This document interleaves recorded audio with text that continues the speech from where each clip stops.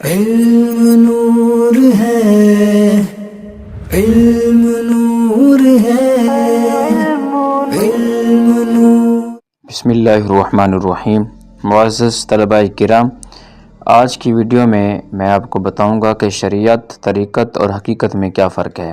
یاد رکھیں کہ اللہ تبارک و تعالی نے جب سرکار ابد قرار شافع روز شمار صلی اللہ علیہ وآلہ وسلم کو دین برحق اور ہدایت کا سرچشمہ عطا فرما کر اور آپ صلی اللہ تعالی علیہ وآلہ وسلم کو دین کے تمام چھوٹے بڑے جزیات کا سر تا پا مظہر کامل بنا کر مبعوث فرمایا، تو ان کے ماننے والوں کے لیے دین تین چیزوں کا مجموعہ بن گیا۔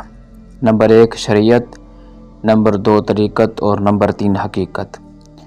شریعت سے مراد کیا ہے؟ شریعت سے مراد اللہ کے محبوب صلی اللہ تعالی علیہ وآلہ وسلم کے وہ اقوال و افعال ہیں جو مجتہدین کے سامنے ظاہر ہوئے۔ طریقت سے کیا مراد ہے؟ طریقت سے مراد شہنشاہ خوش خصال صلی اللہ علیہ وآلہ وسلم کے وہ اخلاق و احوال ہیں جو راہ سلوک طے کرنے والوں پر واضح ہوئے۔ اور حقیقت سے کیا مراد ہے؟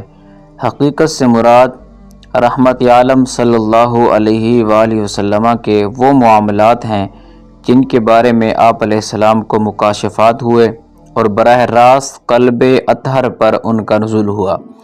پس جب یہ معاملات واصلین حق پر ظاہر ہوئے تو انہیں حقیقت کا نام دے دیا گیا۔